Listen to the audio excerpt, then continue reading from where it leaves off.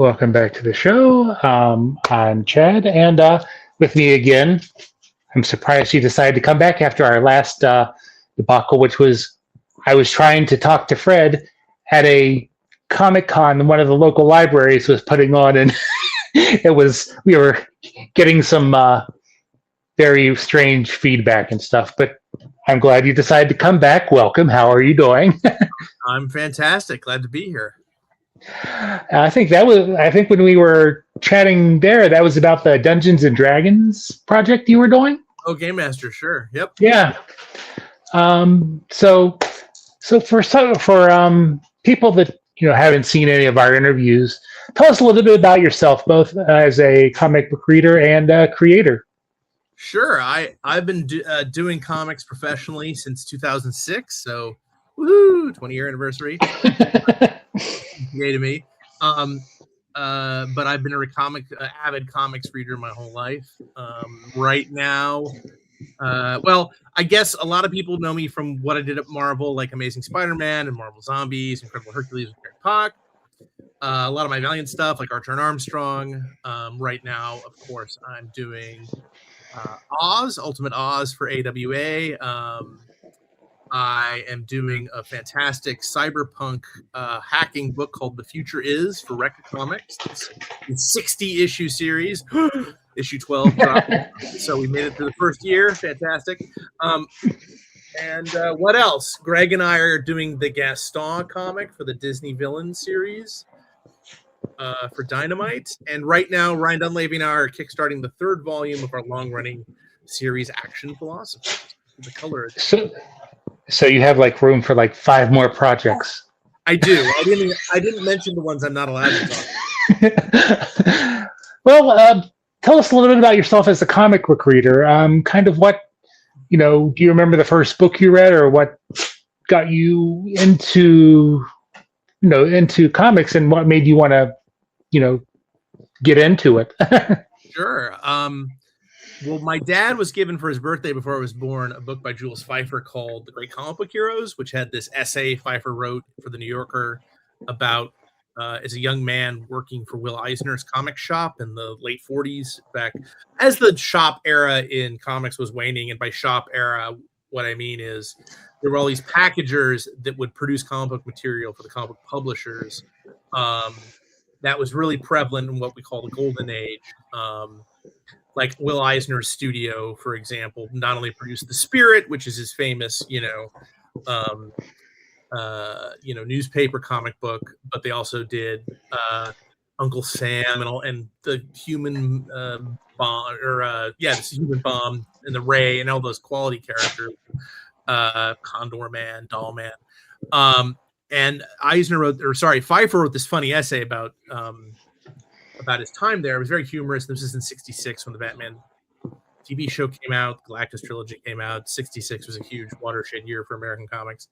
And then so they brought it out in book form, and within it were all these golden age comics, like the origins of Batman and Superman and Wonder Woman and Captain America and Human Torch, and The Spirit was in there as well. And I just made my mom read this over and over again once I discovered it, after I was born. And at a certain point, she was like losing her mind and was like, "You need to read another book, kid." But I, displaying already the lifelong stubbornness that I'm famous for, ignored her and stared at the book by myself until I was able to associate the words and pictures and basically taught myself how to read. So I've really been a comics reader literally since I could read. Since before I could read, and then learn to read, and then after I could read. So let's jump right into the Oz project, because I know it was a couple months ago, or whenever the first volume was coming out, we chatted with Mike Deodato and Larry King, who is not the Larry King that I knew it was at the time. But so tell us a little bit about this volume and where that picks up. Sure. So Into the Outer Lands comes hot on the heels of Volume 1 of Ultimate Oz that was written by my pal Cullen Bunn. And basically, there's 2 stories that may or may not be Verge, no spoilers. One involves Dorothy falling into a whirlpool with a chicken named Belina and winding up back in Oz. I do use square quotes over Oz because technically this is Outer Oz, hence the title. It's the Outer Lands. She winds up menaced by the Wheelers. He showed us the whole map he had, so I understand what you're saying. That's right. That's right. It's all mapped out. Larry's got it all down, and the map even appears in the story as well, thanks to Mike. And so basically, it's once again it's her second time in Oz. She's got a whole bunch of new companions like Shaggy Man and TikTok. And she's once again on a quest to find her way back home and has to deal with the Wheelers and Princess Langwidere, who is the head of Ev, the head. Oz fans listening to this will get the clever pun I'm doing by calling her the head. Meanwhile, Emerald City, Ozma, who was until very recently the drudge named Tip, is sent to Ev by Glinda the Good Witch to reestablish diplomatic relations with Ev, which the wizard, among many of the other sketch things that the wizard did, allowed to decay. And she's got a whole entourage with her, including Scarecrow, Tin Man, Hungry Tiger, Lion, no longer cowardly, Sawhorse. She's got a chariot now. She's got wand. She's got all these magic powers. But there are many. There are bad guys awaiting her arrival, and they sent menaces on her tail, like sand scorpions and flame azars. I mean, it's just she's got a whole slew of problems. Forget long TSA lines. Travel across Ev is across Oz is brutal. So, what is it about the Wizard of Oz that? What is your history with it, and what is it that kind of drew you to the project? Well, a lot of it. I mean, I will fully admit. Well, I'll respond by invoking a question that I get a lot of interviews, but you did not ask me, which is fine, because the question is, what characters have you not worked on that you want to work on? Right, that's a popular thing interviewers say. And Scratch that one from the list. Right. What I often find, and it's proven over and over again in my career, that I get excited by people bringing me stuff I didn't know anything about. Kind of the book that put me on the map was Incredible Hercules. I knew jack all about the Marvel Hercules. Archer and Armstrong was one of my most successful series. Did not know anything about Archer and Armstrong when they asked me to do it. Conan, I enjoyed really doing Conan, but had never read a Conan. I'd probably read a Conan comic, but I'd never read a Conan story, before being given Conan. And it's this way with Oz. But when I thought about it, when Axel at AWA, Axel Alonso, offered the job to me, I sort of realized the sort of fascinating thing about Oz is it's really the first true fantasy franchise in pop culture. It predates, obviously, Star Wars. It predates Lord of the Rings. It predates John Carter of Mars, which was in the teens. And because the first book came out in 1900, and it encompasses 40 books.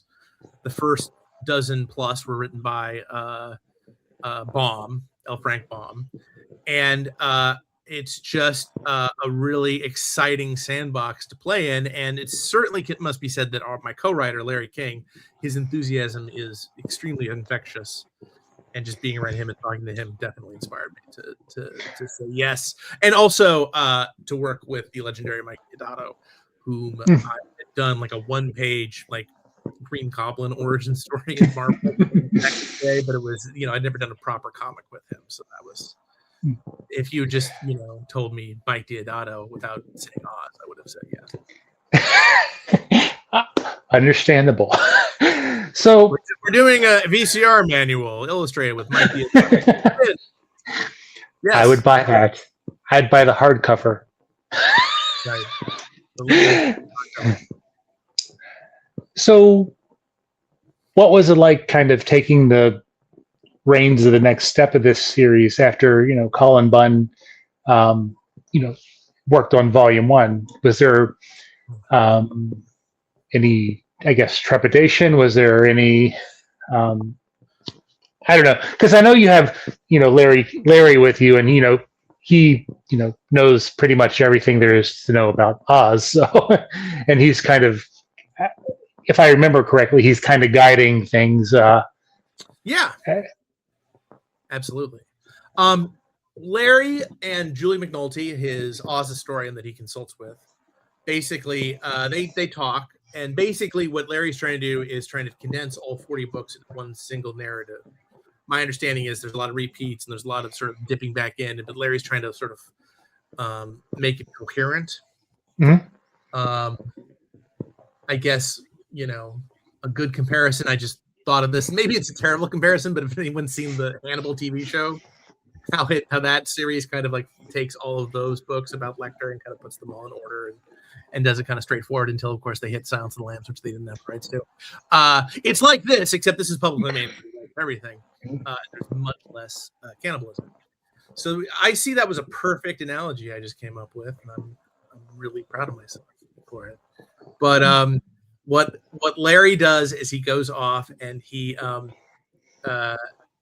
comes up with a like a story outline, like in paragraph form, and then I get it. He comes to New York, and we chat about it. Me, our editor Michael, and Axel, and I then go off and do a page-by-page breakdown, and then we pass it back with Larry, and then I write the script.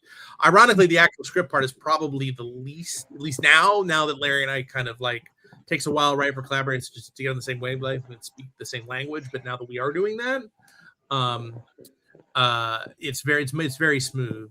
In fact, I just turned in the last part of book 3, the last revision on, when I think it was Friday, it might have been Monday, but no, I think it was Friday. Anyway, it's done, and it was much quicker than book 2.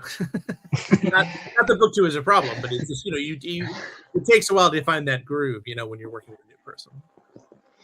Now, is this your first time working with AWA? It is. It is? And how's that been? It's been awesome. They're great.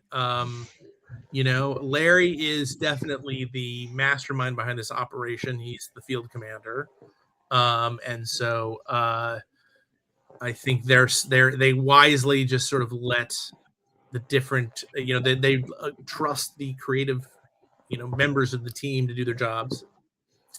And they give us the room to do that, which is really all you can ask for, which is the most you can ask for from a publisher.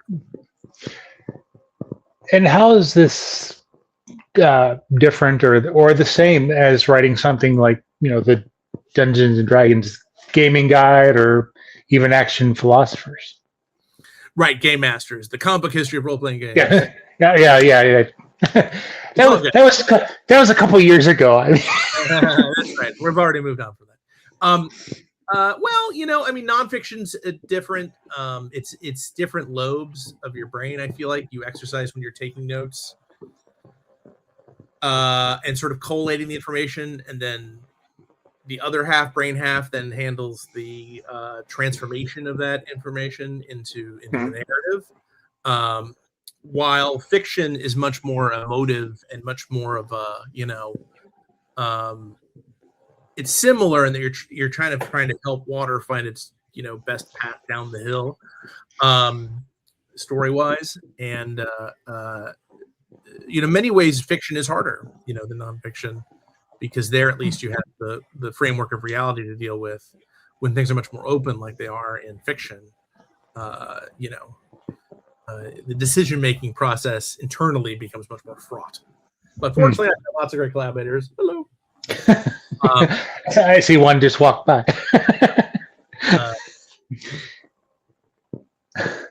So, go ahead. I was just and trying. I was stalling to see if I had anything else more to say after the cat walked across the thing, but I don't. Okay. So, what is it? You're obviously excited to be working with Mike Deodato. How is that process between the two of you? It's great, he's done practically every comic series worth mentioning. His Thunderbolts is a particular favorite of mine. His Thor is a particular favorite of mine. So it's not like I've had anything to like teach him, but he's just great with the storytelling, and he just loves designing it. I love the fact that he designs all the characters before a single panel gets drawn. And I'm gonna mustache now. And he's just a joy, and just a workhorse. Particularly, he's been doing this at least since I was in college, possibly since I was in high school. So yeah, I am the beneficiary of his knowledge and wisdom and spirit. So, are you, as you go through the Oz project, is there anything maybe you're learning about the lore of Oz, or all of it? something? I'm learning all of it. Like I don't, I've seen the Judy Garland movie and Wicked on Broadway, and that was the extent of my Oz knowledge. Since then, I've seen the deeply strange but interesting Disney movie Return to Oz from the 80s, if anyone's seen that. A lot of what's in books 2 and 3 will be familiar from readers from that movie, because it's the same book being adapted in both cases, at least most of it, although we don't have the weird if you're an Oz fan who haven't seen Return to Oz, I'm not sure I can advise you to. It's not like a terrible movie, but its entire first act is deeply weird and creepy, where they lean into this concept set up in the Judy Garland movie that Dorothy might be crazy and imagine her trip to Oz, and so her aunt and uncle send her to an insane asylum where she gets electroshock therapy, and that's partly how she winds up back in Oz. It's super weird and weirdly dark in like a bizarre 80s kind of way. So. But they do Princess Langudere, I should say, who's called Monty incorrectly in the movie. The bit with Princess Langudere is pretty terrific. Now, is there a particular character in the stories that you're writing that you've kind of grown attached to or interested in? Yeah, I mean, my favorite who appears for the first time in our series in book 2 is Ambi Ambi, who is the only private in the Emerald City Army, which is otherwise entirely made up of 6-star generals who do nothing but bicker over strategy in the war room and don't do anything. He is an 80-year-old private, and has just been, he's still hoping to get that promotion. He's just, he's a font of positivity, despite the fact he really has no reason to be positive about anything. It's pretty amazing. So he's a particular favorite of mine. But the rest, I mean, TikTok is super fun. I love Mike's design for him is very unique and very different than any version of TikTok fans have seen before. Shaggy Man is super fun. Langudere is hilarious, as is Nanda, her diminutive right-hand woman and her sort of flunky. I like asking this question of everybody who works on an Oz-themed story, because there's a lot out there. What is it? What, in your opinion, what is it about the Wizard of Oz and that mythology that lends itself to such a wide storytelling potential? That's a great question, and one that I think about a lot, and one that I don't necessarily have a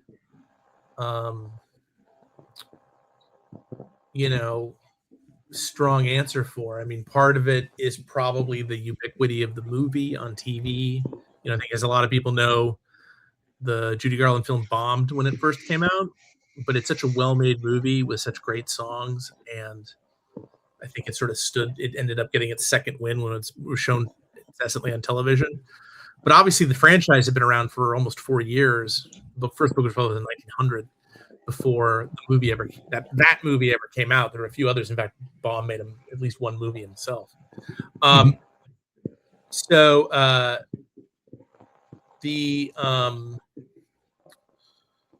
mean, I come back to this idea that Baum. One thing you notice if you look at the stories, and this is something our series kind of is trying to modernize to a certain degree, is that Baum's solution for any like story problem was to add another character, and he just had this great like wellspring of these crazy characters, that he just had a bottomless sack of them, and they just kept trotting out, and Dorothy kept meeting all these weird friends. And I think the idea that Dorothy is this young girl who's such a wholesome but at the same time kind of resourceful character, I think that probably has something to do with it. It's not like there weren't like children's stories starring girls before, but this is certainly one. And then Ozma is also a beloved girl character. So that has a lot to do with it. But I think it's sort of a combination of all those things and just the kind of spirit of fun. I think there's just a spirit of fun to the stories, as dark as they can sometimes get. That it's just a fun place to. It's like an amusement park, almost atmosphere. The whole world of Oz. You never really know what you're going to come up to next, just because Baum is constantly, coming up with new monsters and characters and friends and animals and so on and so forth. So, anything else about the project that maybe you wanted to mention before we moved on to your other Kickstarter that you're involved in? I think the Kickstarter. I'm not quite sure when the Kickstarter ends. I don't know if it's done it already. It might have, but it's the only place to get the hardback collector's edition and this amazing Esad Ribic fold away like case that's super rad. That is a Fire Island, which is one of the locations in Volume 2. Mm-hmm. So definitely check it. If you're not a fan, definitely check out the Kickstarter, because there's a bunch of exclusive stuff you can't get in the direct market version of the book, which comes out in August. And Action Philosophers is being run or handled by Rocket Ship, am I correct? Yes, sir. This is our second one, the third volume overall, the second book Kickstarter we've done with them. Although now the first volume, which Ryan and I Kickstarted ourselves,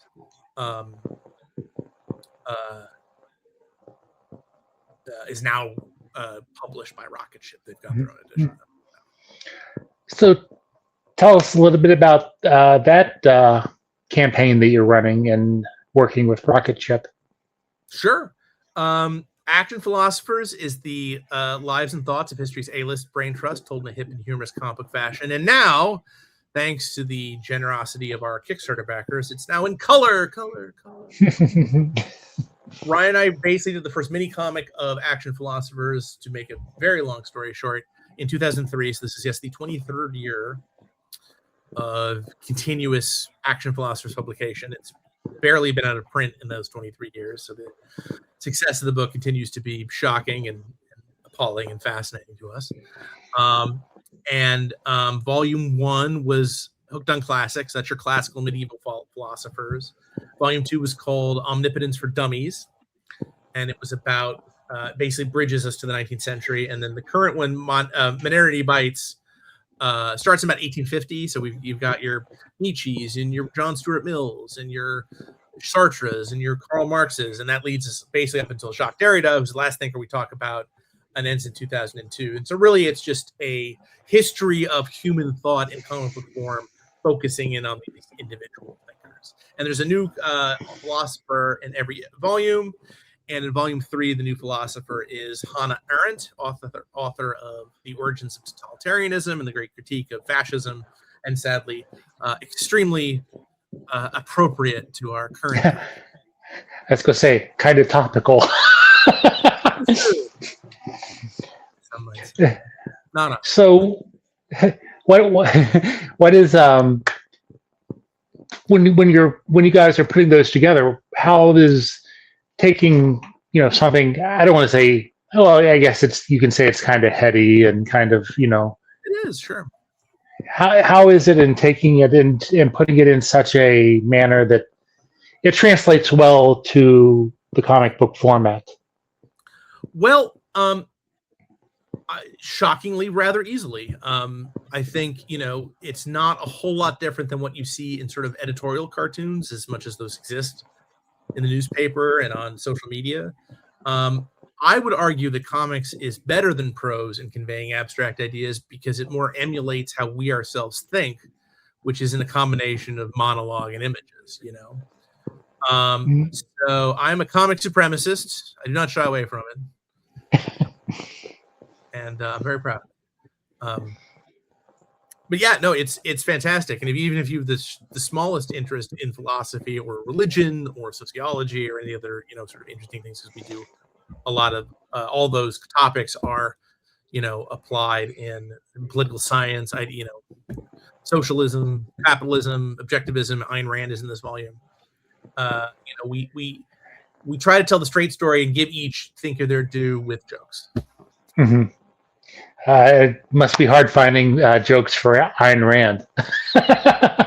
She was in our second issue of Action Philosophers way back in 2006. So that's a venerable story from our archives.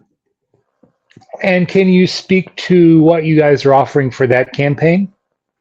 Yeah, it's kind of bog standard Kickstarter stuff. It's you can get it in PDF, or softcover or hardcover versions. What's really neat is that I'm definitely gonna get my hands on is there is a box set for both the hardcover and the softcover. We can get all 3 volumes in one slipcase, which is freaking groovy. Mm-hmm. If you're a big book fetishist like myself, pushes all the right buttons. And then, we just unlocked our first stretch goal, which was this awesome Karl Marx sticker that Ryan developed. And then the next stretch goal is bookmarks. There's also some pins you can get. You can get original artwork from the series, which is really rare stuff because Ryan has not actually drawn on paper since like a long time, since like 2010 or something. Yeah, it's really fantastic if you're a fan of the series. You can get this stuff in color. Ryan is re-lettering the entire book for some reason, and he claims it's because the size is smaller. Now it won't match the other 2 volumes. I'm annoyed, but buy the book anyway. Don't listen to me. I remember. I can't remember. It was it was definitely pre-COVID. I was able to get a sketch from Ryan at New York Comic Con one year, and that was great to get to talk to him. And how is it? How's that relationship been? Because that's been a fairly long relationship. Am I correct? It is. I've known him slightly longer than I've known my wife. But not that way. Sick freaks.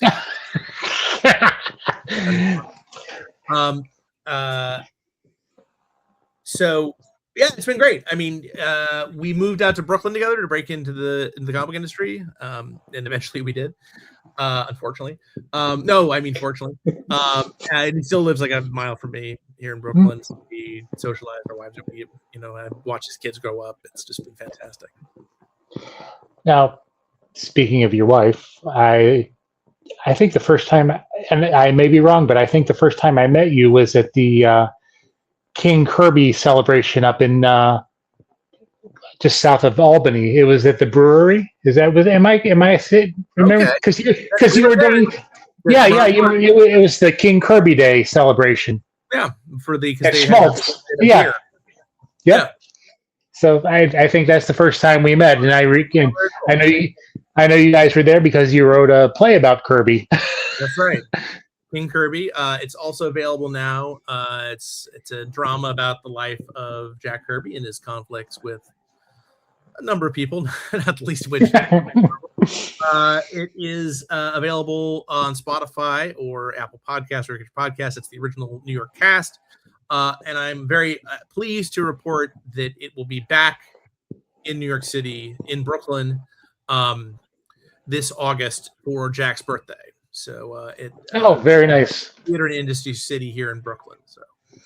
So it's like only a 2-week run. So keep your eyes peeled. So just before we kind of wrap up here, because I don't want to keep you too long, but who are your inspirations when it comes to, your writing or, yeah. I mean, I've loved Grant Morrison forever. He's fantastic. Steve Gerber, who was a big writer in the 70s, he definitely influenced me. The comics script style I have right now basically came from a unpublished Howard the Duck's story that he had uploaded to CompuServe. Any Gen X kids out there remember CompuServe? I do. There you go. It's sort of pre-internet internet. And I love Junji Ito, the Japanese horror master, manga master. But I still love the classics. Right now I have a pirate comic coming out. So we talked about the Spirit earlier. I've got the Hawks of the Seas, which is an early pirate comic strip Eisner did before creating the Spirit. So looking forward to dig into that finally.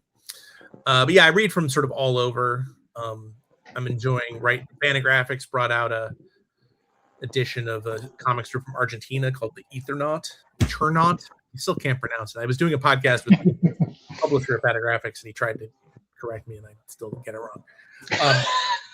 It's a mental block there, but it's a very fascinating comic strip from the 50s in Argentina. That's a political allegory about aliens invading Earth. And are you currently reading anything that you are particularly enjoying? It can be comics, it could be books, it could be, I don't know, magazines or pamphlets or yeah, like I said, I really liked the Eternaut from Fantagraphics. I was really looking forward to the Bitchy Bitch Naughty Bits collection from Fantagraphics, but unfortunately the ship it was on was bombed in the Strait of Hormuz. But Fantagraphics assures me the cargo is being loaded on a different ship and will eventually make its way here. But yeah, I'm reading a lot of historical stuff, like from Chris Robinson at Seattle. I got All Negro Comics, which is a reprint of the very first comic out that's by an all black creative teams, and that's really interesting.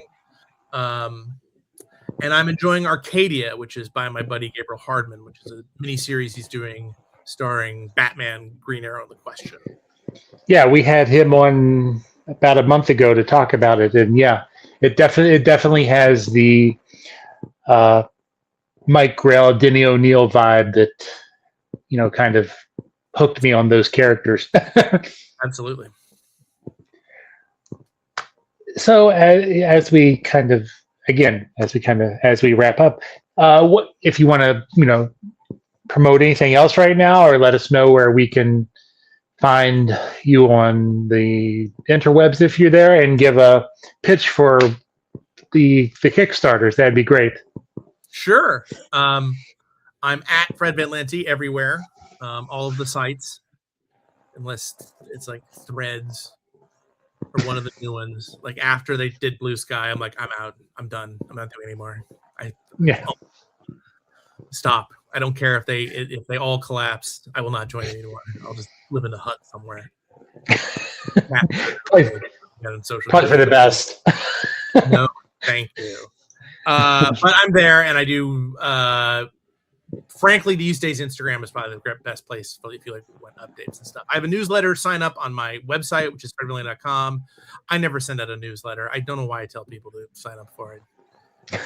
But if you want, sure, and get an email from me basically when I have Kickstarters that go live. That's pretty much when you will get an email from me.